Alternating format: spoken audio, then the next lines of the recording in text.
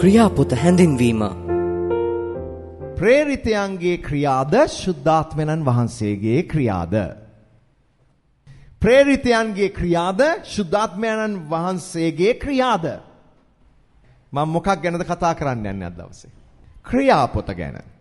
ක්‍රියාපොතට හැඳින්වීමක් අපි අද කරන්න යනවා. බයිබලයේ අලුත් ජිසුමේ පස්වෙනි පොත. සුභාරංචි පොත්වලට පස්සේ අපි දකිනවා ක්‍රියාපොත. මේ ක්‍රියාපොත සභාවේ ඉතිහාසය ගැන කතා කරන පොත. අද දවසේ සභාව සංසන්දනය කරන්න හොඳම ලියවිල්ලක් තමයි ක්‍රියාපොත. අද බොහෝ අය සභාවකට ගියාම බලාපොරොත්තු වෙන්නේ මොනවාද? මොනවාද සභාවක බලාපොරොත්තු වෙන්නේ? ඔබ මොනවාද සභාවක බලාපොරොත්තු වෙන්නේ? බොහෝ අය අද සභාවන් ගැන තමුන් තුල දැනුම් තේරුම්කමක් නැහැ. සභාව කියන්නේ මොකක්ද කියලා. ඔවුන්ට සභාව පිළිවෙල ගැන අවබෝධයක් නැහැ. යේසුස් වහන්සේ වෙතට හැරුණා වූ මුල් ගෝලයින් ගැන අපි දකිනවා. ඔවුන්ට තිබුණ ස්ථීර අතිවාරමක්.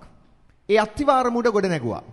නමුත් අපි දකිනවා අද ඇදහිලිවතුන්ගේ ජීවිත ගොඩනැගෙන ආකාරයේ විකෘතිකමක් තියෙනව නේද? ඒකට එක බාධාවක් වෙලා තිබෙනවා බොහෝ නිකායන්. ඔබ දන්නවද මේක යම් ආකාරයක බාධාවක් වී තිබෙනවා කියලා? ඇයි හේතුව? සෙනඟට බාධාවක් තිබෙනවා තරංගය. අපිත් හිතනවා අහවල් සභාව මෙහෙම කරනවා නම් අපිත් මෙහෙම කරනවා කියලා. සෙනඟ හිතනවා මේ සභාව මෙහෙමයි. මේ සභාව මෙහෙමයි. මේ සභාව මෙහෙමයි. ඔහුගේ ඇස් අංශකෙන් අංශකයට සභාවන් දකින්න. දැන් ඔබ මීගමුවට ගියොත් ඔබ දකි සභා පුරවලා මීගමු නගරේ. ඒවට විවිධ නම් තිබෙනවා. ඒ නිසා සමහර අයට මේක බාධාවක් වෙලා තිබෙනවා. හැබැයි යම් කෙනෙක් කිතුණු අතිවාරම තමා තුළ ගොඩනගාගෙන සභාවත් තුළ වර්ධනය වෙන ගමනක ගොඩනැගුණොත් ඒ අය දෙවියන් වහන්සේ තමුන්ට තමයි ඇති දර්ශනේ ඒත්තුගෙන තමුන්ගේ සභාවේ දර්ශනයට ඒක ඇඳ ගන්නවා. ඔබ ඔබගේ ජීවිතයට දර්ශනයක් සුදාමයන් වහන්සේගෙන් ලබාගෙන ඒ දර්ශනය සභාවේ දර්ශනයට ඈඳ ගත්තට පස්සේ ඔබ හොඳ ඇදහිලිවන්තයෙක්ව ඉදිරියට යන්න ඔබට බොහෝ අවකාශය තිබෙනවා. නමුත් කාරණාව තමයි බොහෝ ඇදහිලිවතුන්ට දර්ශනයක් නැහැ. ඒගොල්ලන්ගේ දර්ශනය තමයි ඒගොල්ලන්ට අවශ්‍ය පිහිට උපකාරය. ඒ නිසා ඒ අය මේ ස්ථානයට යනවා. තමුන්ට දර්ශනයක් නැති නිසා සභාවේ දර්ශනයට ඒක ඈඳ ගන්න බැරුව යනවා. ඊට පස්සේ මඩේ හිටවපු ඉන්නක් වගේ රැඳෙනවා. ඊට පස්සේ අපි වෙනතකට යොමු වෙන්න ඉඩ තිබෙනවා. ඔබෝම විශේෂයෙන්ම මේ කාරණා ගැන යොමු කරන්නේ යම් කාරණයක් නිසා. මේ සභා පසුබිම ඇත්තටම සමහර විට ඇදහිලිවන්තයාට පරීක්ෂාවක් හා සමානයි. දැන් අපිත් එක නිකායක් තමයි Assembly of God. මම මේ අපිව පිටත දාගෙන කතා කරනවා නෙමෙයි. මේ නිකා අතරින් අපිත් එක නිකායක් තමයි. දැන් මේක මම විවේචනය කරන්න යනවා නොවේ. දැන් මේක මට වෙනස් කරන්න බෑ. අපිට කාටවත් වෙනස් කරන්න බෑ. නමුත් මේ සංස්කෘතිය යටතේ ගමන් කරන අපි කෙසේද මේක පරීක්ෂාවක් කර නොගෙන ගමන් කරන්නේ? ඒක තමයි වැදගත් වෙන්නේ. ඒ නිසා ඇදහිලිවන්තයාට සභාපාලකතුමා වේවා වැඩිහිටියා වේවා උපකාර කරන්න තිබෙනවා, දැනුවත් කරන්න තිබෙනවා. හේතුව මේ පරීක්ෂාව මැද්දේ ඇදහිලිවන්තයා අසරණ වෙන්න පුළුවන්. ඒ නිසා ඇදහිලිවන්තයාට අපි කළ යුතු ප්‍රධාන දෙයක් තමයි උන්වහන්සේගේ වචනේ සභාව කියන කාරණේ උගන්වන්න ඕන. ඒක උගන්වන්නේ ඒකෙනත් කවදාකවත් සභාව වෙනස් කරලා මාරු කරලා වෙනසක් කරන්න නොගන්න පිණිසම නෙවෙයි. මොකද අපි සභාවන් වෙනස් වීම කරන අවස්ථා තිබෙනවා. සභාවන් වෙනස් වීම කරන අවස්ථාවන් තිබෙනවා. ඒතකොට සභාවකට මාරු වීමේ යම් කඩයිම් තිබෙනවා. ඔබ හැබැයි දේව වචනේ සභාව ගැන නිසි ගැන්වීම අවබෝධ කරගෙන තිබුණහම ඔබට පුළුවන්කම තිබෙනවා ඒක යුතු දෙයක්. ඒක මේ මොහොතේ යුතුයද? යුතුයනම් යුතු විදිය කුමක්ද? ඒක කළ යුතු කාල වකවානුව මොකක්ද? ඒක කළ යුතු ක්‍රමය මොකක්ද කියලා අඳුනාගෙන තමුන්ගේ ටර්න් එකට එන්න පුළුවන්කම ලැබෙනවා. එහෙම නිසි වගකීම මං උගන්වලා තිබුණ නැත්තම් දේව වචනයෙන් ඔබ මිනිසෙන් කිසිම විනයක් නැතුව මෙතනටයි එතනටයි අතනටයි එහෙටයි සහභාගී වෙන්න පුළුවන්. ඔබ දන්නවා සමහර අය එහෙම පුරුදු වෙලා සිටිනවා. නමුත් මොකද්ද වෙලා තියෙන්නේ ඒකෙන්? ඔවුන්ගේ ආත්මික ජීවිතය පිරිහිලා තිබෙන්නේ. එවැනි අය හැම රටකම සිටිනවා. කෙසේ හෝ සභාව පිළිබඳ නිසි දැනුම ලබා ගැනීම ඉතා වැදගත්. මොකද සභාව කියන්නේ ඉතා විශේෂ කාරණයක්. එහෙනම් අපි කොහොමද අද මේ සභා පසුබිම අපිට බාධාවක් කර නොගෙන අපි ගමන් කරන්නේ? මම ඇත්තටම පුද්ගලිකව කැමති නෑ මිනිසෙන් ස්වාධීන සභාවන් හදා ගන්නවට. මම පුද්ගලිකව කැමති නෑ. මොකද හේතුව තියෙන සංවිධානය පමණටත් වඩා ඇති. ඔබ මොකද සිතන්නේ? සභා සංවිධාන ගැන සිතන්නේ. ප්‍රොටෙස්ටන්ත සභාව ගැන සැලකුවොත් ප්‍රොටෙස්ටන්ත කියන්නේ ප්‍රොටෙස්ටන්ට් කියන නමින් ආපු දෙයක්. ප්‍රොටෙස්ටන්ට් කියන්නේ කතෝලික ක්‍රමය තුල යන ගමනේදී යම් කණ්ඩායමක් සභාව අතහැරලා එළියට ආවා යම් කාරණා පෙන්눔 කරලා. එතනින් තමයි මේ සභාව දෙකඩ වුණේ. එතනදී අයව සැලකුවා ප්‍රොටෙස්ටන්ට් කියන්නේ විරුද්ධතාවය ප්‍රකාශ කරපු කණ්ඩායම ලෙස. එතනින් තමයි මේ ප්‍රොටෙස්ටන්ත සභාවන් නැති වුණේ. ඊට පස්සේ ප්‍රොටෙස්ටන්ත සභා සංස්කෘතිය බොහෝ වෙන්වීම් සිදු වෙන්න ගත්තා. තව කණ්ඩායම් කැඩී ව්‍යාප්ත වෙන්න පටන් ගත්තා. දැන් කෙසේ හෝ අද වෙන විට නොයෙකුත් සභා සංවිධාන බිහි වී තිබෙනවා. ප්‍රොටෙස්ටන්ත කණ්ඩායම තුල තව පෙන්තකොස්ත සභාව වෙන් වෙලා තිබෙනවා. පෙන්තකොස්ත සභාව තියෙන ශුද්ධාත්මයන් වහන්සේගේ බලය මුල් කරගෙන අන්‍ය භාෂාව දීමන ගැන කතා කරන්නා වූ සභාව. දැන් අපි පෙන්තකොස්ත ගණයට අයිති වෙනවා. පෙන්තකොස්ත කියලා නමින් වෙනම සභාවකුත් තියෙනවා පෙන්තකොස්ත කියලා.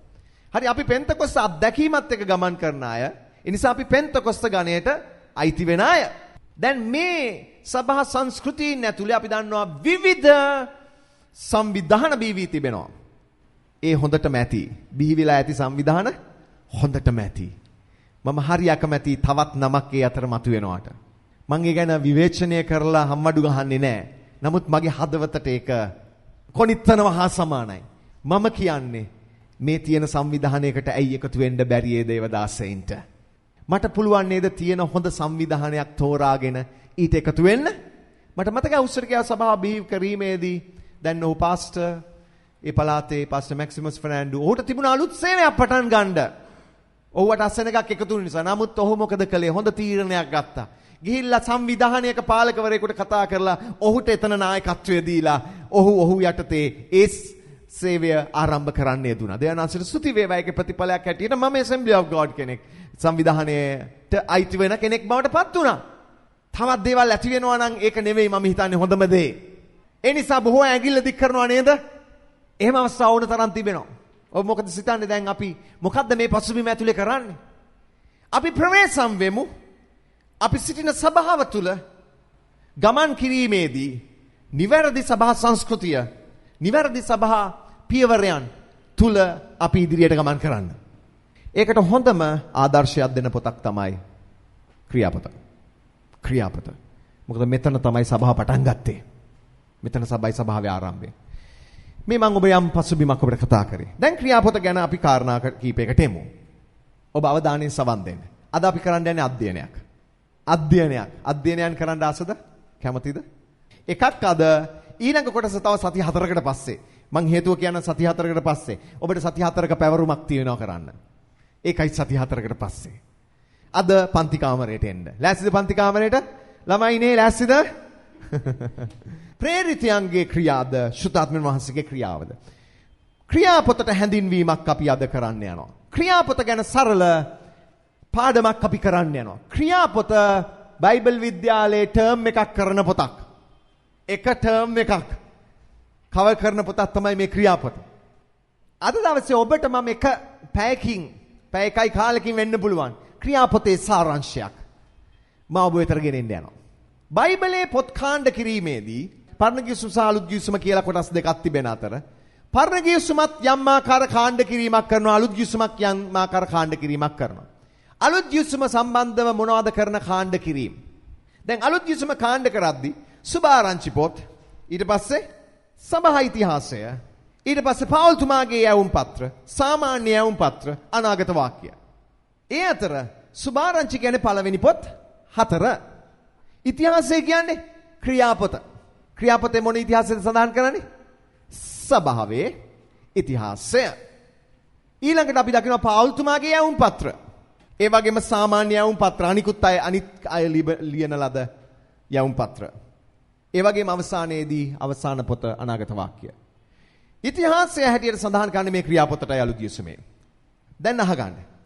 යුදෙව්වරුන්ට පමණක් සීමා වූ පරණ ගිවිසුමේ උල්පත මුළු ලෝකයට සෑම ජාතියකටම විසිරුවන්නට සමර්ථ වූ විශාල වතුර මලක් තමයි ක්‍රියාපොත. සමහර වෙලාවට මොකක්ද ඒ වතුර මල? පරණ ගිවිසුම කාටද අයිති උනේ? යුදෙව්වරුන්ට. ඔවුන් කාටවත් එක දුන්නද? කාටවත් දුන්නේ නැහැ. තමාගේ විතරයි. දෙවියන් වහන්සේව අදහගෙන හිටපු අන්‍ය ජාතිකයොත් හිටියා පරණ ගිවිසුමේ. හිටියද? ඔව් හිටියා. නමුත් යුදෙව්වරු ඔවුන්ව තමුන්ගේ ගණයට ඇතුළට ගත්තද? නෑ. දෙවියන් වහන්සේ ඕගොල්ලෝ අදහ ගන්න. නමුත් එළියේ ඉඳගෙන. පරණ ගිවිසුම උන්ට දුන්නද? නැහැ. බාලාම් වගේ පූජකයන් ගැන සදා බලන්න. මෙල්කිසෙදෙක් ප්‍රබල ගරුතර පූජකෙක් ගැන බයිබලයේ ලියනවා නේද? ඒ අය දෙවියන් වහන්සේව ඇදහැව්වද? ඔව් දෙවියන් වහන්සේට පූජා උපු කරා නමස්කාර කරා. නමුත් යුදෙව්වරුන් තමුන්ගේ ඇතුළට ගත්තේ නැහැ. දැන් යුදෙව්වරුන්ට විතරක් සීමා වූ පරණ ගිවිසුමේ උල්පත මුළු ලෝකයටම සෑම ජාතියකටම විශ්වරුවාලන්නට සමර්ථ වූ වතුර මලක්. මොකක්ද? ක්‍රියාපොත පරණ ගිවිසුමේ ආශිර්වාදය එකපාරට එක ක්ෂණයකින් ලෝකෙටම විදින්නට විසිරවන්නට සමර්ථ වුණ ස්ථානයක් ගැන කතා කරන පොතක් තමයි ක්‍රියාපොත. මේ හොඳට හිතට ගන්න. ඔබ අදහන මේ ක්‍රිස්තු දේව ධර්මයේ කාරණා ඔබ ඉගෙන ගත්තේ නැත්තම් මොනවටද අපි? ඒ නිසා පල්ලියට ඇවිල්ලා යාඥා කරෝගෙන මොනවා හරි සතුටක් සමාදානයක් ලැබල යන්න විතරක් රැස් වෙන්න එපා. වචනේ ඉගෙන ගන්න. ඊළඟ ඉදයටත් හොඳට සවන් දෙන්න.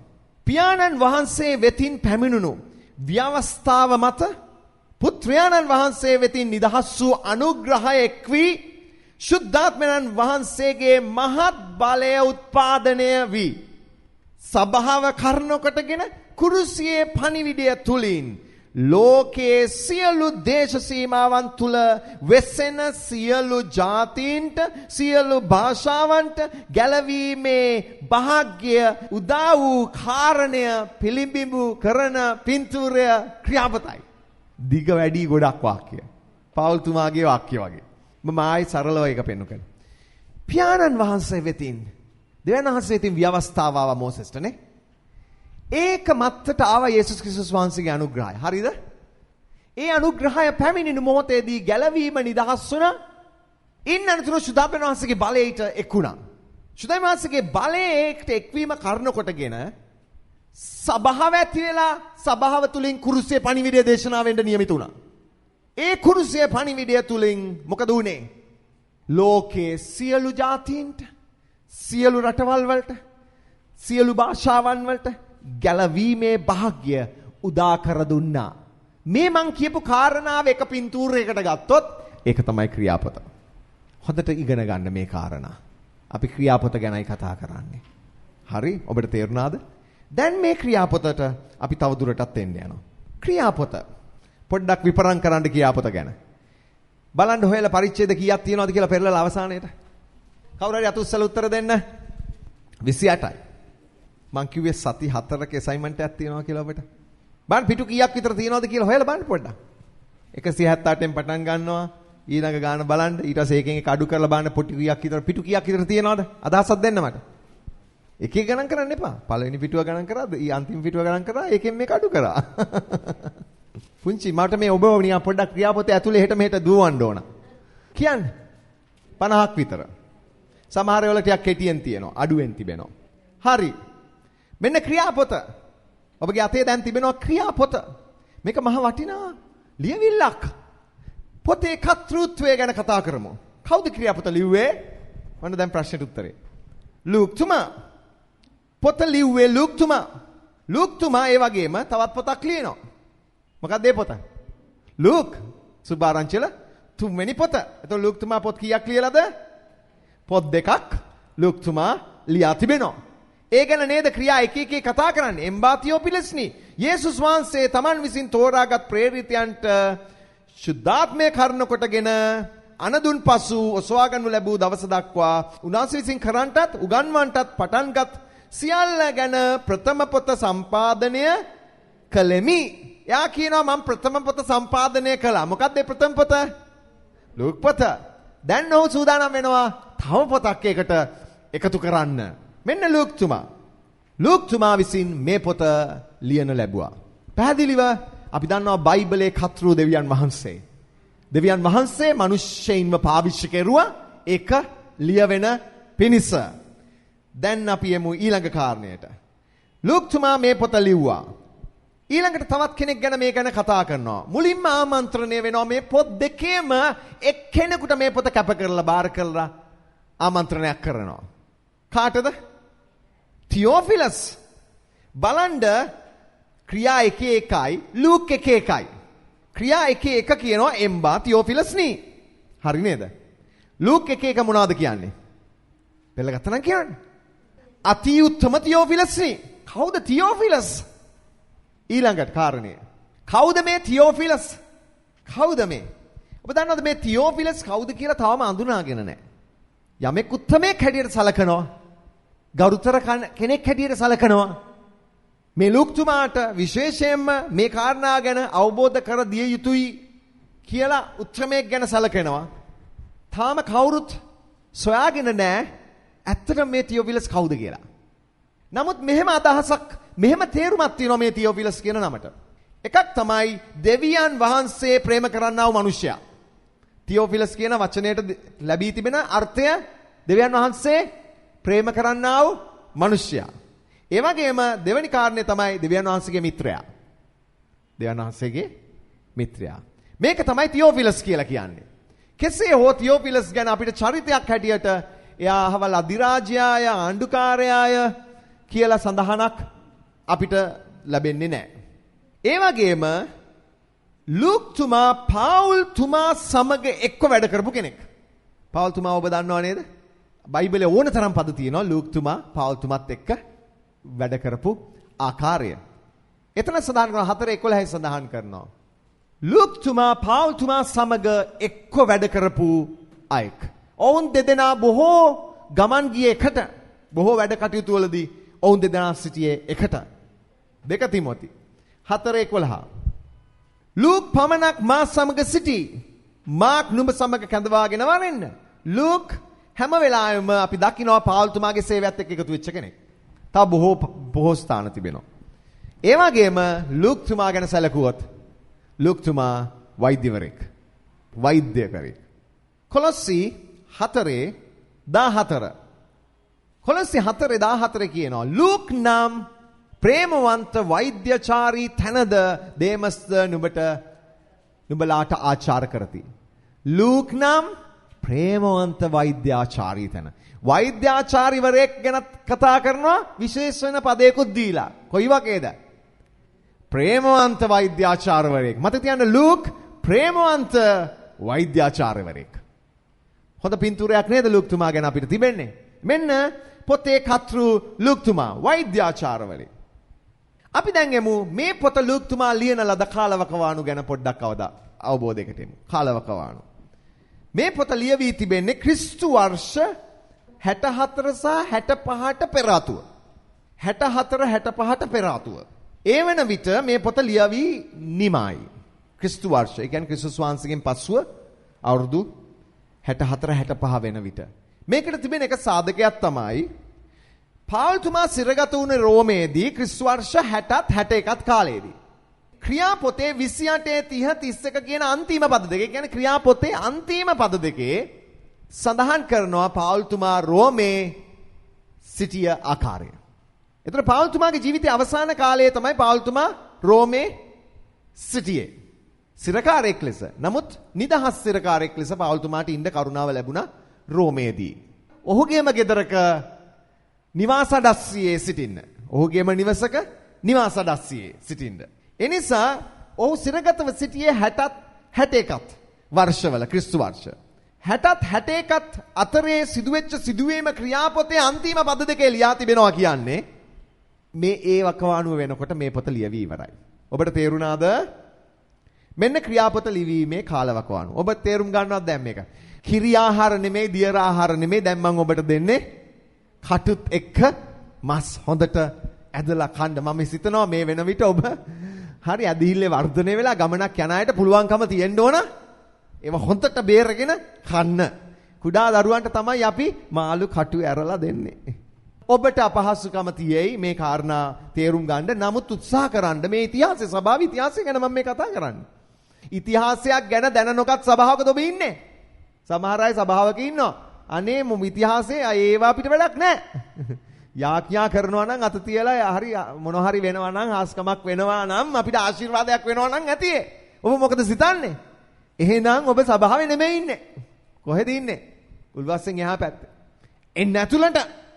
ඔබ ඉන්න ඕන ඉතිහාසයක් දැනගත්තු ස්ථානයක. සභාවේ ඔබ සිටිනවා නම් සභාවේ ඉතිහාසය ඔබ දැනගන්න ඕන. ඉතිහාසයක් නොදක්ත සභාවේ ඉඳලා වැඩක් නැහැ. මොකද ඔබ දන්නේ නැහැ කොහෙද ඔබ ඉන්නේ කියලා. ඉන්න ස්ථානයේ තිබෙන වගකීම ඔබ දන්නේ නැති වෙයි.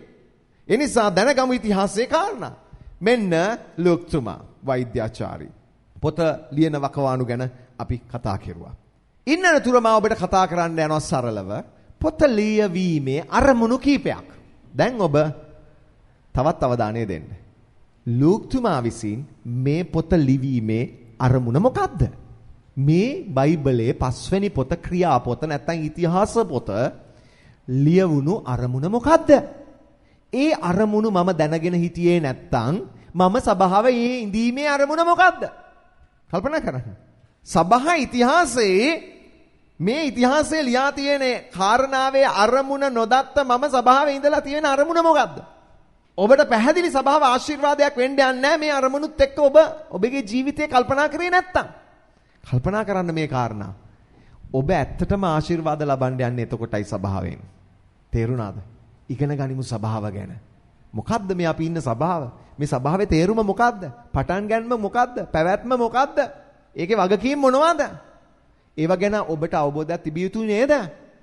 ඔබ යම් දවසක සභාවකට ඇතුල් වුණත් හරි වෙනත් සභාවකට ඔබට මේ දේවල් තේරුම් ගත්තොත් ඔබට දැනෙන ඔබට දැනගන්න යනවා සභාවට අරමුණක් තිබෙනවා කියලා.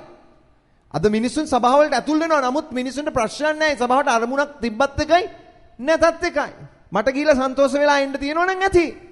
එහෙම නේද බොහෝ වෙලාවට? තමාව සතුටු කරගන්න සභාවට යන්නේ. නෑ. අපි විශාල සංස්කෘතියකටයි එකතු වෙන්න යන්නේ. ඔබ තේරුම් ගන්නවද? අපි විශාල සංස්කෘතියකටයි එකතු වෙලා තිබෙන්නේ. සභා සංස්කෘතිය.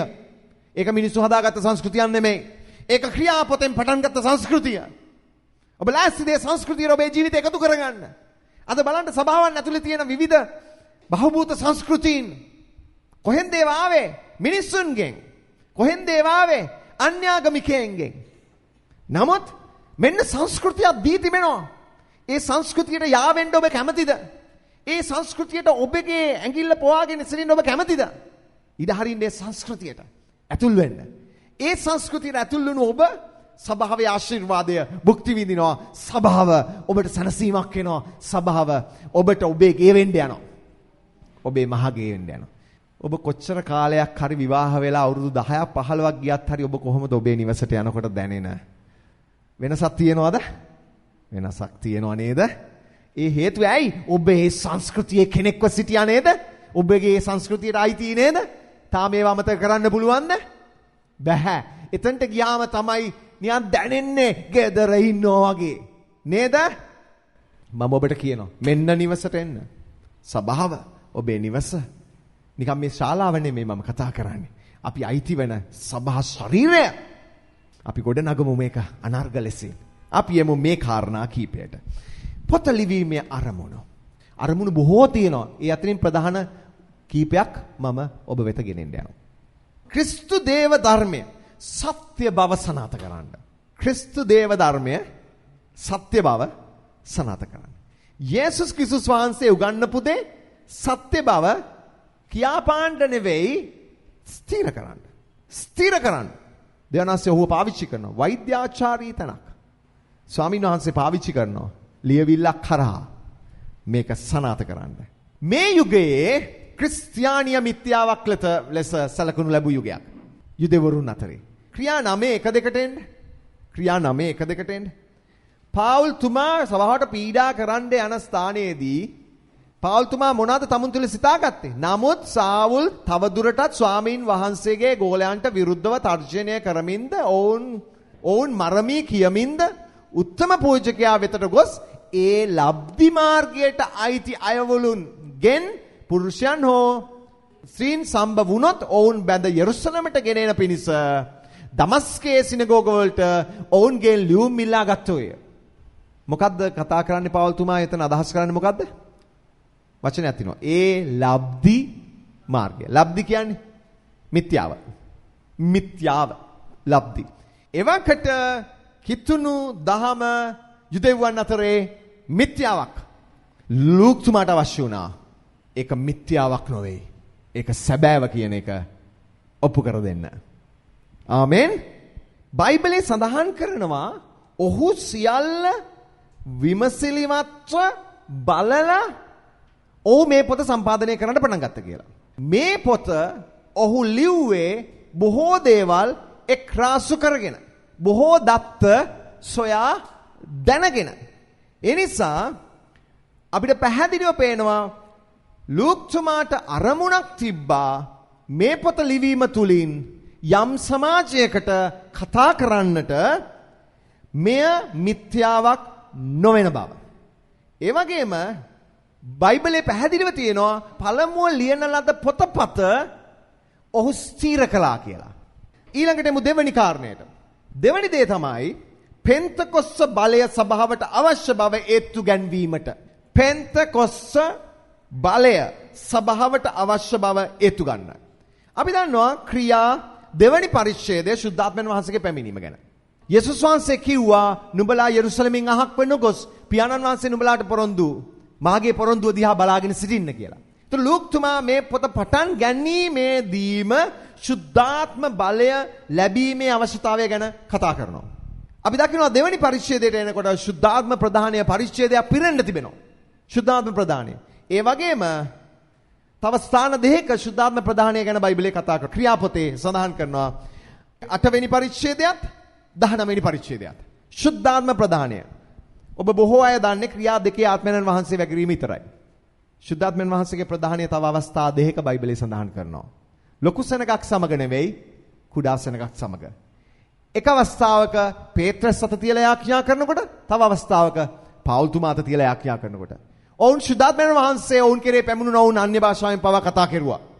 ශුද්ධාත්ම ප්‍රදානීය ශුද්ධාත්මයන් වහන්සේගේ බලය ආලේපය සභාවට අවශ්‍යයි කියන එක ඒත්තු ගන්නවන්න ලූක් තුමාට ඕන වුණා. අද අපි ශුද්ධාත්මයන් වහන්සේට ඉඩ දිය යුතු නේද සභාව? කල්පනා කරන්න. ඔබ ඉඩ දෙනවද ඔබේ ජීවිතේ ශුද්ධාත්ම වහන්සේට? ඉඩ දෙන්න. අරින්න විවෘත කරන්න. අපි පෙන්තකොස්ස කිතුණුවන්.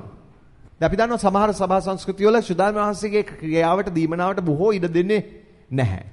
නමුත් අපිට අවශ්‍යයි අලුත් යුසුමේ ක්‍රියාපොතේ දෙවෙනි පරිච්ඡේදයේ තිබෙන අත්දැකීමම අපි සමග වෙනවාට. ඔබ කැමතිද ඒකට? ඔව් ඒක විය යුතුයි. එදා ආරම්භයේ ආදර්ශයක් ලෙස තිබෙන දේ අදත් විය යුතුයි. ඒ නිසා ශුද්ධාත්ම බලය සභාව කෙරෙහි වැగిරෙන්නම අවශ්‍යයි. ඔබ ශුද්ධාත්ම බලය ඔබ කෙරෙහි වැగిරීම වෙනුවෙන් යාඥා කරනවද? ඔබ අන්‍ය භාෂාව වෙනුවෙන් යාඥා කරන්න එපා. ශුද්ධාත්ම බලය වැగిරීම පිණිස යාඥා කරන්න. අන්‍ය භාෂාව සමග ඒ දීමනාව සනාත වෙයි. ඒ නිසා ශුද්ධාත්ම දීමනාව පැමිණෙන්නේ ඒ ශුද්ධාත්ම වහන්සේගේ පිරීම අපි තුල තහවුරු වෙන්නයි. ඒ නිසා මම ඔබ උනන්දු කරනවා ශුද්ධාත්ම වහන්සේගේ දීමනාවේ ඒ ආලේපය ඔබ ඉල්ලන්න අවශ්‍යයි.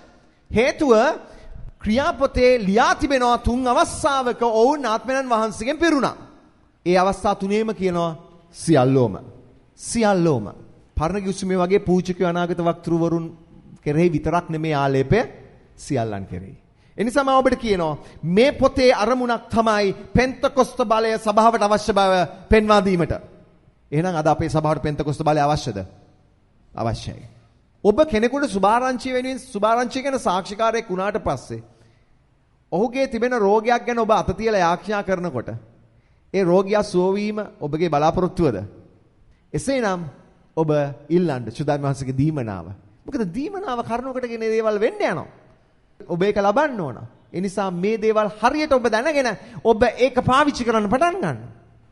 මෙන්න සුද්ධාත්ම දීමනාව සභාවට අවශ්‍යයි. දැන් මම එකක් කිව්වා පොත ලිවීමේ අරමුණු වලින්. එකක් ක්‍රිස්තු දේව ධර්මයේ සත්‍ය බව සනාථ කරන්න. දෙක පෙන්තකොස්ත බලය සභාවට අවශ්‍ය බව ඒත්තු ගන්නවන්න. තුන්වෙනි කාරණේ පාවුල් තුමාගේ අපොස්තුළු භාවය සනාථ කිරීම. මොකක්ද ඒකේ තේරුම? පාවුල් තුමාගේ අපොස්තුළු භාවය සනාථ කරන්න. පාවුල් තුමා අපි අපොස්තුළුවරයෙක් හැටියට අද බාරගන්නේ මතක තියාගන්න මේ ක්‍රියාපොතේ කාරණාවත් එක්කයි. කවුද අපොස්තුළුවරුන් කියන්නේ? යේසුස් වහන්සේව පුද්ගලිකව බැහැ දැකීමේ අත්දැකීමක් තිබිච්ච අය. අද අපොස්තලික සේවය තිබෙනවා. අපොස්තලික සේවය පොළවේ තියෙනවා. සැබෑ අපොස්තලවරුන් හිටියා 12 දෙනෙක්. ඒ අය තමයි නියම අපොස්තලවරුන්. එයාට මොකද්ද තිබිච්ච අත්දැකීම? යේසුස් වහන්සේ මලවුන්ගෙන් නැගිටි අත්දැකීම ඔවුන් ඇස් දෙකෙන් දැක්කා. යේසුස් වහන්සේ සමග ජීවත් වුණා. යේසුස් වහන්සේ මරණ හැටි ඔවුන් දැක්කා. ඔවුන්ගේ ඇස් දෙකෙන්. යේසුස් වහන්සේ නැගිටපු හිස්සු සොහන ඔවුන් දැක්කා. යේසුස් වහන්සේ මරණින් පසු දර්ශනය වෙන එක ඔවුන් දැක්කා. මේක ප්‍රධාන කාරණයක් වුණා අපොස්තුළු සේවයට. දැන් ඔබට ඒ ගැන සනාථ කරගන්න ක්‍රියා 1:21 22 සඳහන් කරනවා. අපොස්තුළුවරයෙක් සිය දිවි නසා ගත්තා. කවුද? යුදාස්. අපොස්තුළුවරයෙකුත් සිය දිවි නසා ගත්තා. 12න් එක්කෙනෙක් පව් කළා විතරක් නෙමෙයි සිය දිවිස් නසා ගත්තා. ඒ ජුදාස් වෙනුවට ඔවුන් පසෑට දමමින් කෙනෙක්ව තෝරාගත්තා. මත්තියස්. අපොස්තුළුවරයෙක් ලෙස තෝරා ගැනීමේදී ඔවුන් සුදුසුකමක් ඒ ස්ථානයේ සඳහන් කරනවා. 1:21-22.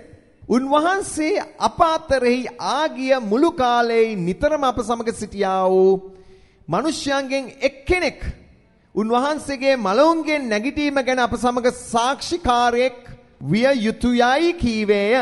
සාක්ෂිකාරයෙක් ඉන්න අවශ්‍යයි. මොනවා ගැනද? මලවුන්ගෙන් නැගිටීම ගැන අප සමග සාක්ෂිකාරයෙක් විය යුතුයි. දැන් 12 දිනකින් කෙනෙක් ගියා. අපිට හිටපු සාක්ෂිකාරයෙක්. නමුත් ඔහු මලවුන්ගෙන් නැගිටීම දැක්කද? නැහැ.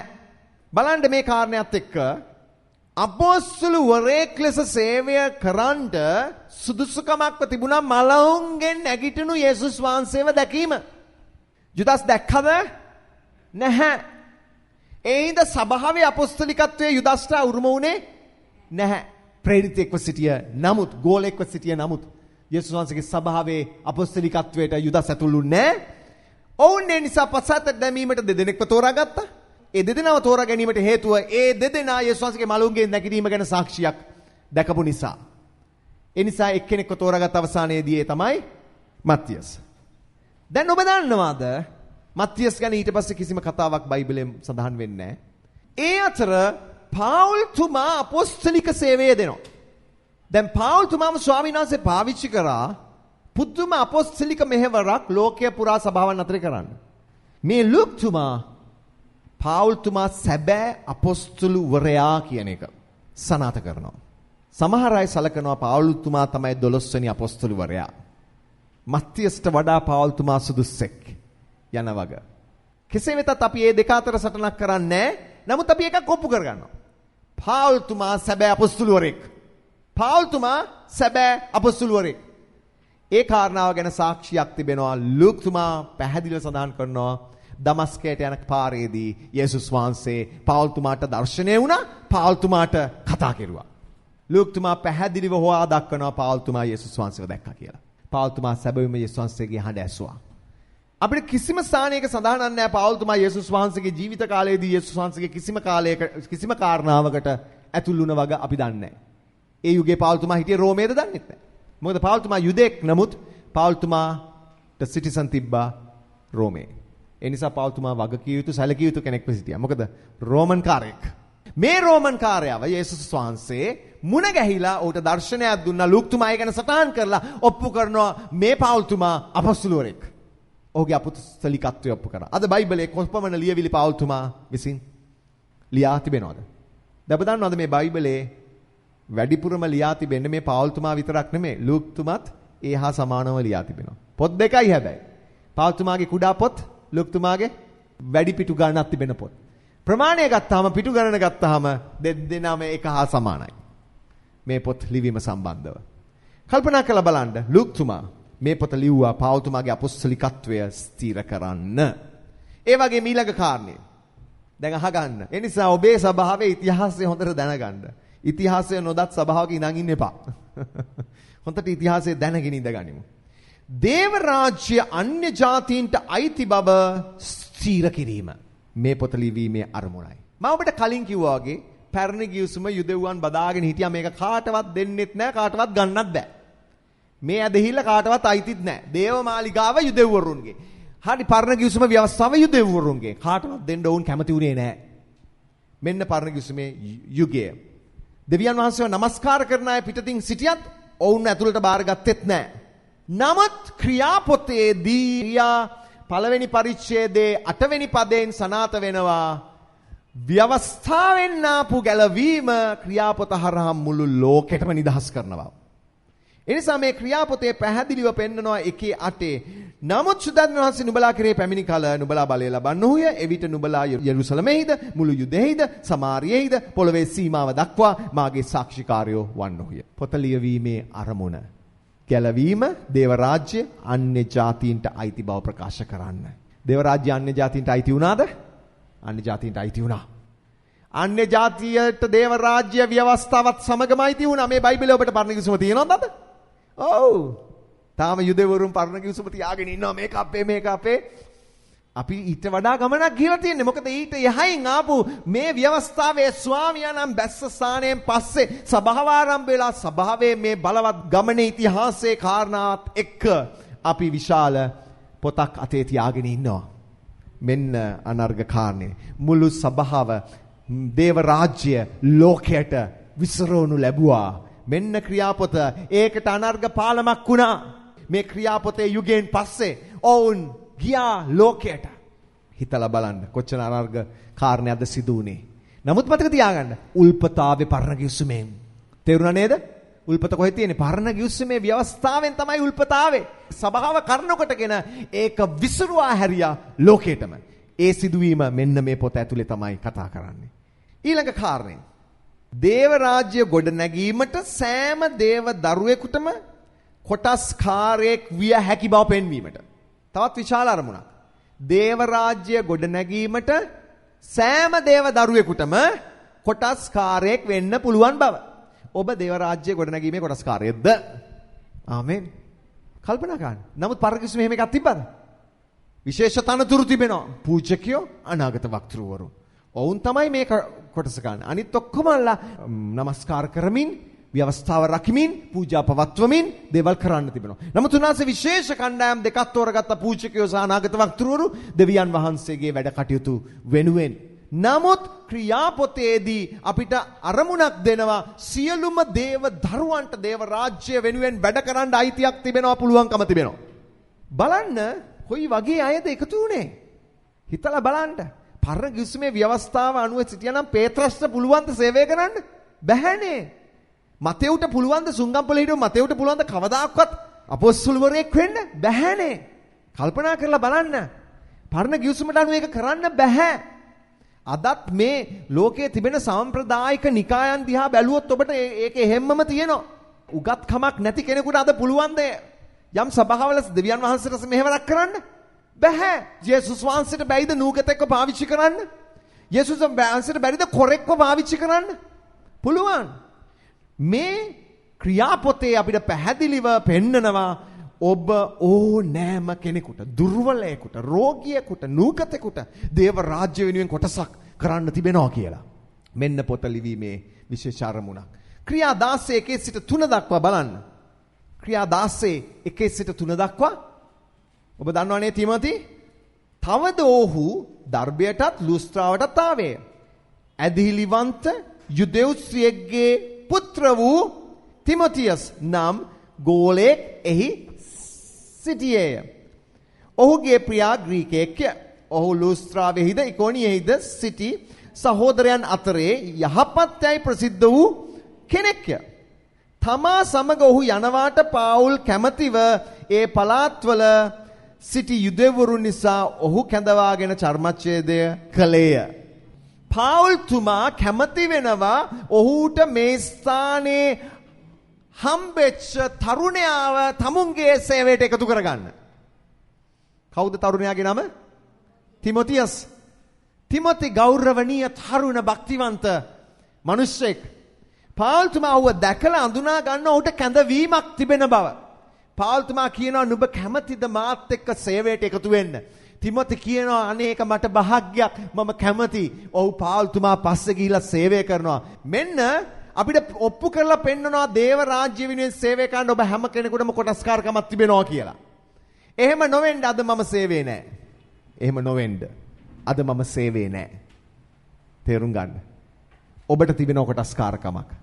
ක්‍රියාපොතේ එකට අපිට පෙන්වුම් කරනවා. අපි බයිබලයේ බොහෝ දකිනවා සෑම මිනිස්සෙයින් සෑම තරාතිරක මිනිස්සෙයින් දෙවියන් වහන්සේ පාවිච්චි කරන හැටි දෙවියන් වහන්සේට සේවය කරන්න.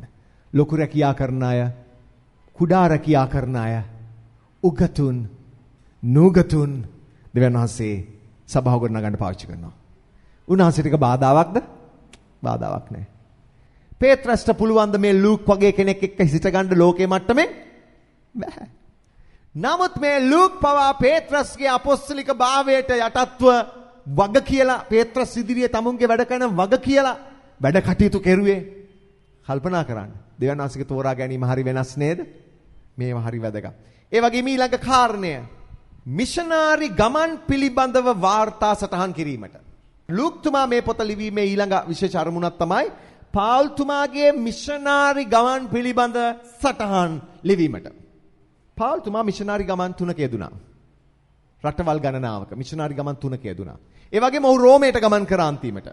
මේ පොතේ ඒ ගමන් අතරතුරේදී ගමන් කරපු ස්ථාන, නැගපු නැව් ගැන, ගමන් කරපු ගම් ගැන, රටවල් ගැන, ප්‍රදේශ ගැන, මුණ ගැහිච්ච පුද්ගලයෝ ගැන, ගිය ගමන් මාර්ග ගැන සවිස්තරව සටහන් කරනවා. මොනවද අපි කළේ කියලා. ඩයරි එකක් වගේ. එතකොට මේ පාවුල්තුමාගේ මිෂනාරි ගමන් සම්බන්ධව ඩයරි එකක් මේක. විස්තරයක් මේක. ඒක පැහැදිලිව සඳහනක් කරනවා. ඔහුගේ පොතේ ලිවීමේ කාර්මුණක් තමයි පාවුල්තුමාගේ මිෂනාරි ගමන් ගැන අවශ්‍ය සටහන තබන්න. ඔවුන්ට අවශ්‍ය වුණේ නැහැ නිකන් ඉබාගාතේ කටයුතු කරන්න. ඔවුන් ඊටා වැඩ සැලසුම් කරමින් කරපු වැඩ ගැන හොඳ සටහනක් තබමින් තමයි ඔවුන් ඊළඟ වැඩවලට එළඹුණේ. ඒ අරමුණ ඔස්සේ ලූක්තුමා මේ පොත ලියන්න යෙදුණා. ඒ වගේම ලූක්තුමාට තිබුණු තව අරමුණක් තමයි මේ පොත ලිවීමේදී මුල් සභාවේ වර්ධනය පිළිබඳ පෙන්වා දීමට. මුල් සභාවේ වර්ධනය පිළිබඳ පෙන්වා දීමට. මේක තමයි මම තෝරගත්ත අවසාන කාරණය. මුල් සභාවේ වර්ධනය පිළිබඳ පෙන්වා දීමට. ක්‍රියා දෙකට આવොත් ඔබට ලස්සන පුංචි කොටසක් තිබෙනවා වර්ධනය ගැන හොඳට තේරුම් ගන්න පුළුවන්. 2:42 සිට 15ට මෙන්න බලන්න සභාවේ වර්ධනය ගැන කතා කරනවා. පාවුල්තුමාට ලොකු අරමුණක් තිබ්බා මේ පොත ලිවීමේදී සභාවේ වර්ධනය ගැන කතා කරන්න. වර්ධනයේ ආකාර 3කින් පෙන්නනවා. එකක් සංඛ්‍යාත්මක වර්ධනය, දෙක ආත්මික වර්ධනය, ලෞකික වර්ධනය පෙන්නනවා. මොනවද තියෙන්නේ? තවද ඔහු ප්‍රේරිතයන්ගේ ඉගැන්වීමෙහිද, සහභාගීකමෙහිද, රොටි කැඩීමෙහිද, යාඥාවලද ස්ථිර ලෙස පැවතුණහ. එවිට සියලු දෙනා කෙරෙහි බය පැමුණුනේ බොහෝ පුදුමද හාස්කම්ද ප්‍රේරිතයන් කරන කොටගෙන කරන ලද්දේය. ආත්මික වර්ධනයක් ගැන කතා කරනව නෙවෙයිද? ඔව් පැහැදිලි ආත්මික වර්ධනයක් ගැන කතා කරනවා. 44 මොනවද කතා කරන්නේ ඊළඟට? අදාහගත් සියල්ලෝ එක්ව සිට සියලු දේ පොදුවේ තබාගත්තේය. ඔහු තමුන්ගේ බිම් සහ දේපල විකුණා එකිනෙකාට උවමනාව තිබුණු හැටියට සියල්ලන්ට බෙදා දුන්නේය. බෙදා දුන්නෝය. දැන් මෙතන මොන වර්ධනය ගැනද කතා කරන්නේ? සපලත්වයේ. බයිබලයේ කියන සභාවේ කිසිම කෙනෙක් හිටියේ නෑලු හිඟාය. හේතුව මොකක්ද? බොහෝ ධනවත් අය සභාවට එකතු වුණා. ඒ ධනවත් මිනිස්සෙයින් තමුන්ට තිබුණු ඉඩම් විකුණලා සභාවට ගෙනාවා. ධනවත් විතරක් නෙමෙයි. බොහෝ හදවත පොළඹවනු ලැබූ දරුවන් තමුන්ට තිබුණු දේවල් වලින් යම් යම් දේ විකුණලා නැත්තම් තමුන්ට තිබිච්ච ධනෙන් කොටස් ගෙනල්ලා බයිබලයේ කියනවා ප්‍රේරිතයන්ගේ පාදපාමුල තැබුවා කියලා. ඒවා කොච්චර වටිනවද කිව්වොතින් සභාවේ දුප්පත්කම තුරන් කරන්න පුළුවන් ප්‍රමාණයෙන් එච්චර ගොඩක් ඔවුන්ට ලැබුණා. සමහරෙක් මේ පදේ අහලා කියනවා කෝ අපේ සභාවලින් එක කරන්නේ නැහැනේ. ඔව් නේද? ස්වභාවයෙන් දුප්පත් අයට උදව් කරන්නේ නැහැනේ. හැබැයි ඉතින් දුප්පත් අයට උදව් කරන්න බොහෝ අය ගේන්න වෙනවා ඉඩම් විකුණලා. දැන් එතනයි ප්‍රශ්නේ තිබෙන්නේ. දැන් මෙතන ඒක නීතියක් කටලා දෙනව නෙමෙයි. නමුත් ඒ කාලේ පැමිණිච්ච සුද්ධාත්ම පිබිදීමත් එක්ක ඔවුන්ට තේරුම් ගියා මේවා බොරුවට තබාගෙන සිටීම වැදගත් වෙන්න යන්නේ නැහැ. දෙවියන් වහන්සේ අපිට අවශ්‍ය ප්‍රමාණය අපි ළඟ තබා ගැනීම දේව කැමැත්තයි. අනනියස් සහ සප්පිරාට පේත්‍රස් තුමා දුන්න උත්තරේ බලන්න. ඒක තිබෙද්දිත් නුඹටම තිබුණා නේද? නුඹ ඕක ගේන්න ඕන කියලා අපි කිව්වද? නැහැනේ.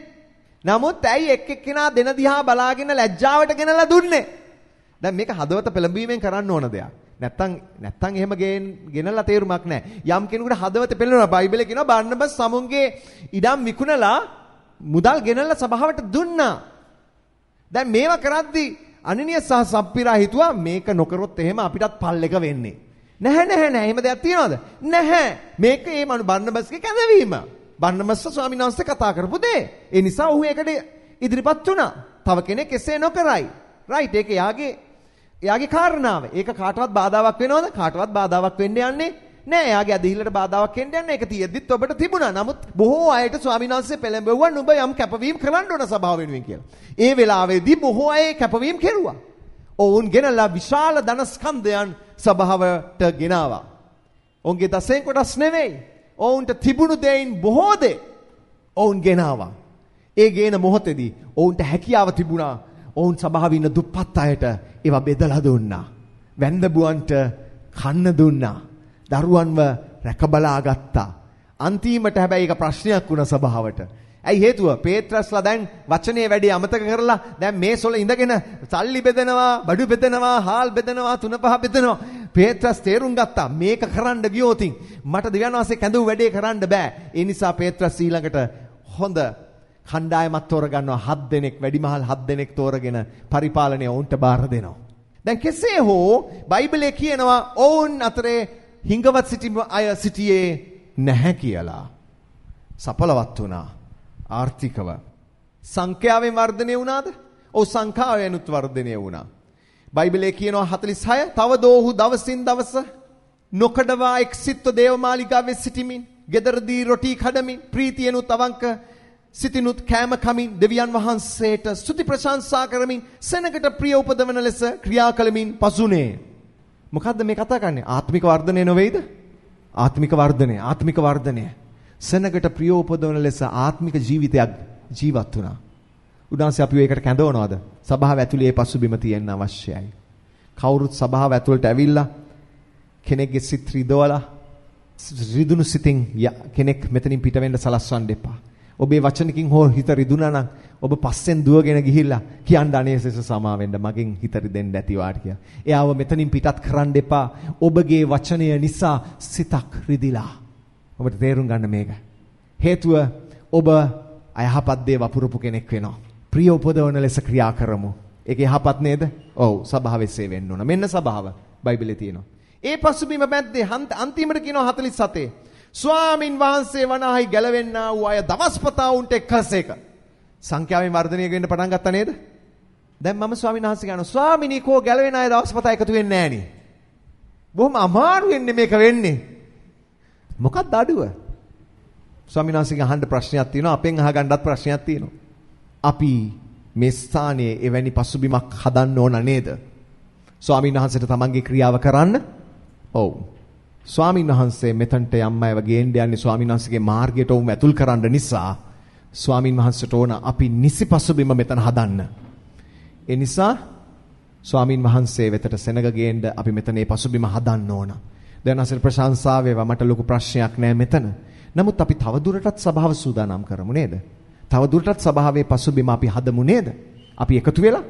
ඒ නිසා වර්ධනය ගැන සනාත කරන්න ඔහු මේක ලිව්වා. මොනවද? ආත්මික වර්ධනය, සංඛ්‍යාත්මක වර්ධනය, සඵලත්වය, ආර්ථික වර්ධනය. මේක ඔබේ උරුමයක්. හලෙලුයා. මෙන්න කාරණා 7ක් මා ඔබ වෙතට ගෙනාවා. තවත් බොහෝ කාරණා තිබෙනවා. අපි ඒවා ගැන කතා කරන්නේ නැහැ. මම ඔබට කතා කළා මේ කාරණා, මේ අරමුණු කීපය. ලූක් තුමා ඇයි මේ පොත ලියන්න? හේතුව. මොකක්ද ඔහුගේ අරමුණ? එක, ක්‍රිස්තු ධර්මයේ සත්‍ය බව සනාථ කරන්න. දෙක පෙන්තකොස්ත බලය සභාවට අවශ්‍ය බව ඒතු ගන්නවන්න. 3 පාවුල් තුමාගේ අපොස්තලිකත්වය සනත කරන්න. 4 මම ඔබට කිව්වා දේව රාජ්‍ය අන්‍ය ජාතීන්ට අයිති බව පෙන්වා දෙන්න. 5 දේව රාජ්‍ය ගොඩ නැගීම වෙනුවෙන් සෑම දේව දරුවෙකුටම කොටස්කාරකමක් තිබෙන බව ඒතු ගන්නවන්න. 6 මිෂනාරි ගමන් පිළිබඳ වාර්තා දැක්වීමට පාවුල් තුමා මේක ලිව්වා. 7 මුල් සභාවේ වර්ධනය පිළිබඳ පෙන්වා දෙන්න පාවුල් තුමා ක්‍රියාපත ලිව්වා. තව බොහෝ දේවල් තිබෙනවා. ලූක් තුමා ප්‍රේරිතගේ නිර්භීතකම් ගැන කතා කරනවා නේද මේ පොත් ඇතුලේ? ඔව් ඒවත් හරි අනර්ගාර කාරණා. අන්‍ය ජාතීන්ගේ විවෘත වීම සහ යුදෙව්වන්ගේ කැරලිකාරකම් දැඩිකම් ගැන ඔව් ඒවත් සඳහන් වෙනවා. පීඩාව ක්‍රියාපතේ සඳහන් වෙනවද? පීඩාව සඳහන් වෙනවා. මෙන්න මේ කාරණා වෙනුවෙන් මේ ක්‍රියාපත ලියන්නට යෙදුනා. තව බොහෝ කාරණා ක්‍රියාපතේ ඇතුළත් වෙනවා. ඒවත් ඔබට ඉදිරියේදී අධ්‍යයනය කරන්න පුළුවන්කම ලැබෙනවා. ඒ නිසා මුල් සභාවේ ආදර්ශය අද අපගේ සභාවට එක් කරගන්නට අපි මහන්සි වෙමුද? ඔව් අනිවාර්යෙන්. එහෙම නැත්නම් අපිට ලොකු ඔලුගෙඩි ප්‍රමාණයක් තිබිලා අපිට වැඩක් වෙන්න යන්නේ නැහැ. මුල් සභාවේ ආදර්ශය මෙතනට ආදේශ කරගත්තේ නැත්නම් තේරුම් ගන්න. මුල් සභාවේ ආදර්ශය ආදේශ කරගත්ත සෙනඟ 10 දෙනෙක් සිටින ස්ථානයේ සභාවක් හැටියට සලකන්න පුළුවන්. මුල් සභාවේ ආදර්ශය නැතුව සෙනඟ 1000ක් සිටින සභාවක් නෙවෙයි. ඒක නිකන් සංවිධානයක් වෙයි. මේක තේරුම් ගන්න. ඒ නිසා අපි ගොඩනගන සභාව මුල් සභාවේ ආදර්ශයත් එක්ක ගොඩනගමු. ඒක වටිනාම කාරණයයි. ඒ නිසා අපි ඒව අපේ සභාවට එක් කරගනිමු. ඒ නිසා ක්‍රියාපොත අපිට මේකට අත්‍යවශ්‍ය පොතක් වෙනවා. අපි ඉදිරියේ යමක් කරන්න යනවා. දැන් අපි පැවරුමට එන්න යනවා. ඔබේ පැවරුමේ දෙවනි පත්‍රිකාවට එන්න. ක්‍රියාපොතේ සැකිල්ල. මේ ක්‍රියාපොත පිළිබඳව අනර්ග සැකිල්ලක් මම ඔබට සකස් කරලා තිබෙනවා. මේක ඔබට උපකාර වෙන්නට යනවා. ක්‍රියාපොතේ සාරාංශය මේ සැකිල්ලේ තිබෙනවා. සභාවේ ආරම්භ වීම ගැන ක්‍රියාපොතේ 1 සිට 8 දක්වා පෙන්눔 කරනවා. ඒ අතර ඔබ දකිනවා ක්‍රියා 1 සිට 11 දක්වා යේසුස් වහන්සේගේ සොයා ගැනීම. 1:12 සිට 26 දක්වා මත්තියස් යුදස් වෙනුවට තෝරා ගැනීම. 2:1 සිට 41 දක්වා පෙන්තකොස්ත දිනය. 2:42 සිට 47 දක්වා ඇදහිලිවතුන්ගේ සහභාගීකම. ක්‍රියා 3 වෙනි පරිච්ඡේදය පේත්‍රස් විසින් කොරසිඟන්නාව සුව කිරීම සුදර්ශන දොරටුවේ. 4:1 සිට 30 දක්වා පේත්‍රස් සහ යොහාන් මන්ත්‍රණ සභාව ඉදිරියේ නඩුවක් අසනෝයේ ස්ථානයේ. 4:32 සිට 5:11 දක්වා අනනිය සහ සප්පිරා. 5:12 සිට 42 දක්වා ගමාලියල් අපොස්තලවරුන් වෙනුවෙන් කතා කිරීම. ගමාලියල් කියන උත්තම පූජකයා අපොස්තලවරුන් වෙනුවෙන් වචනයක් කතා කරනවා. ක්‍රියා 6:1 සිට 7 දක්වා සද්දෙනා තේරීම මේසවල වැඩේට. ක්‍රියා 6:8 සිට 15 දක්වා ස්තේපන්ගේ ජූලිතකම. 7:1 සිට 53 දක්වා ස්තේපන්ගේ කතාව. 7:54 සිට 8 වෙනතුරු ස්තේපන් වේද සාක්ෂිකාරයෙක් වීම.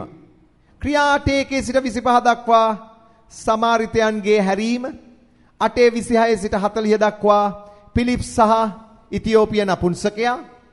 9:1 සිට 25 දක්වා සාවුල්ගේ හැරීම.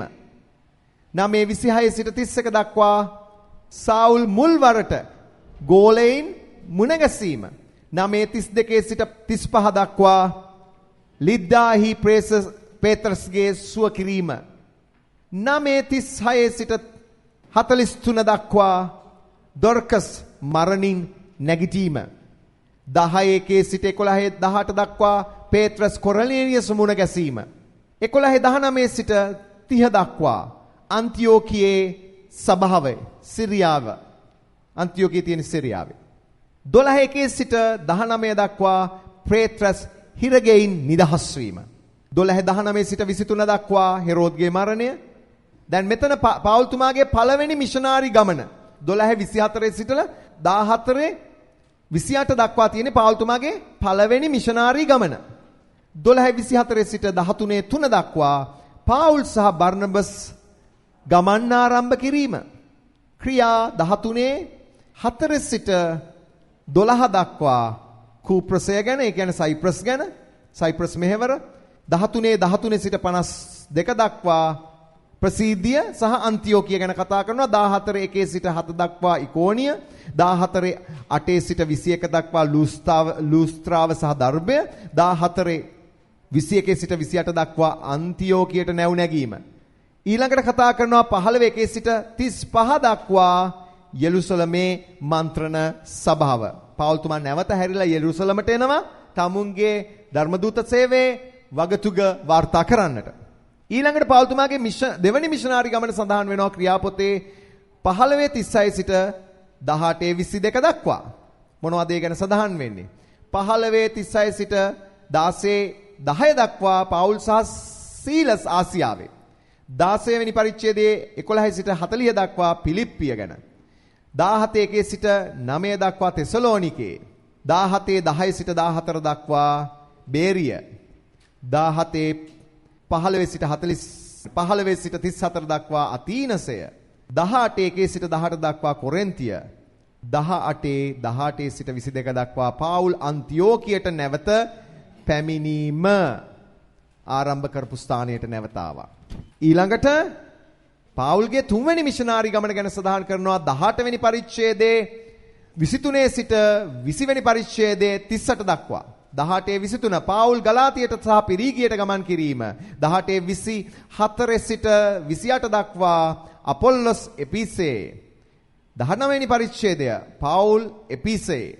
21 සිට 29 දක්වා පාවුල් 21 සිට 16 දක්වා පාවුල් මකිදෝනියේ සහ ග්‍රීසියේ. 17 සිට 38 දක්වා පාවුල් මිලේතසේ. ඊළඟට කතා කරනවා පාවුල් යෙරුසලමේදී අත්අඩංගුවට ගැනීම සම්බන්ධව ක්‍රියාපොතේ 21 සිට 26 වෙනි පරිච්ඡේද දක්වා. 21 1 සිට 14 දක්වා පාවුල් කයිසාරියට ගමන් කිරීම. 21 15 සිට 26 දක්වා යෙරුසලමට නැවත පැමිණීම. 21 27 සිට 22 29 දක්වා පාවුල් අත්අඩංගුවට ගැනීම. 22 30 සිට 23 11 දක්වා පාවුල් මන්ත්‍රණ සභාව ඉදිරියේ. 23 12 සිට 35 දක්වා පාවුල් කයිසාරියට යැවීම. 24 වෙනි පරිච්ඡේදය පාවුල් ෆීලික්ස් ඉදිරියේ ආණ්ඩුකාරයා. 25 1 සිට 12 දක්වා පාවුල් පෙස්තුස් ඉදිරියේ. 25 13 සිට 26 32 දක්වා පාවුල් අග්‍රිපා රජ ඉදිරියේ. දැන් මෙතන 27 සහ 28 වෙනි පරිච්ඡේදය පාවුල් රෝමයට ගිය ගමන. මොකද ඔහු රෝමේ කායිසර්ගේ නඩු ආසනයට ඉල්ලුවා. ඔහු රෝමේ කින්ද ඔවුන්ට සිදු වුණා ඔහු රෝමයට අරින්න කායිසර්ගේ නඩු තීන්දුවට. 28 1 සිට 8 දක්වා පාවුල් රෝමයට යාත්‍රා කිරීම. 27 9 සිට 28 10 දක්වා නැව් ගමන සහ නැවේ මුහුදුබත් වීම. 28 11 සිට 31 දක්වා පාවුල් රෝමේ. පාවුල්ගේ දර්ශනේ කෙලවර තිබුණේ රෝමයට ගමන් කරන්න. පාවුල් රෝමයට ගමන් කරා ඉරකාරයෙක් ලෙස. නමුත් පාවුල්ට තිබුණු දර්ශනය පාවුල් සම්පූර්ණ කරා. මෙන්න පොතේ සාරාංශය. දැන් ඔබ පොත කියවද්දී මේක ඔබට උපකාර වෙනවා පින්තූරයක් හදාගන්න. දැන් මෙන්න සති 4ක් අපි ඉගෙන ගන්න යනවා. මේක මාත් එක්ක ඔබ මේ කැපවීමට එන්න යනවා. සූදානම්ද? සූදානම්ද? තව විනාඩි 2ක් ගන්නම් මම. දැන් අපි සූදානම් වෙමු පැවරුමට. හෙට සිට දවස් 28ක් ඔබට තිබෙනවා පළවෙනි කොලේ. දින සටහන් කරලා තිබෙන්නේ. ක්‍රියාපොතේ පරිච්ඡේද දවසකට එකයි. දවසකට එක බැගින් ක්‍රියාපොත ඔබට ගන්න තිබෙනවා විටමින් වශයෙන්. දවස් 28ක් සති 4ක්. මේ ක්‍රියාපොත දවසට එක බැගින් ඔබ ගත් විට ඔබට සබහසුවය ලැබෙන්න යනවා. මොකද සභාව ඇතුලේ බොහෝ අය රෝගී. අපේ සභාවේ දෙවනසල් ප්‍රශංසාය බොහෝ සුවයක් තිබෙනවා. සභා උණය කියලා උණක් තියෙනවා. ඒක මේනියාවක්. ඔබ දන්නවා චර්ච් මේනියාව කියලා රටක් තියෙනවා. චර්ච් මේනියා කියලා ලෙඩකුත් තියෙනවා. සභාව ලෙඩක් කරගත්තු අය. ඒකට ලොකු සුවයක් ලැබෙනවා. දවස් 28ක් ක්‍රියාපොත දවසට එක වැගින් ගත්තාම ඔබට දැනෙන්න යනවා සභාවේ සුවය තමා තුළ. ඔබ මේක අධ්‍යයනය කරමින් කරනවාද? දැන් පොරොන්දුවක් වෙන්න තියෙනවා. ඔබේ පාස්ටර්ට. දැන් අහසට නෙමෙයි ඉඳ බයෙන් දෙපා කඩකලොත් පාපයක් වෙන්න යන්නේ. දවසට එක පරිච්ඡේදයයි. ඔබ අනිවාර්යෙන් කියවන්න ඕන. මම ඔබට මේක දීලා තිබෙන ඔබ කියවන කොටස ඔබට මේකෙන් හොඳ පින්තූරයක් ලබා ගන්න පුළුවන් මේ සැකිල්ලෙන් අවුට්ලයින් එකෙන්. ඒතර ඔබට ඒක උපකාරයක් වෙනවා පින්තූරයක් හැටියට. ඔබ කියවන දේ ගැන අවබෝධයක් ඇති කරගන්න.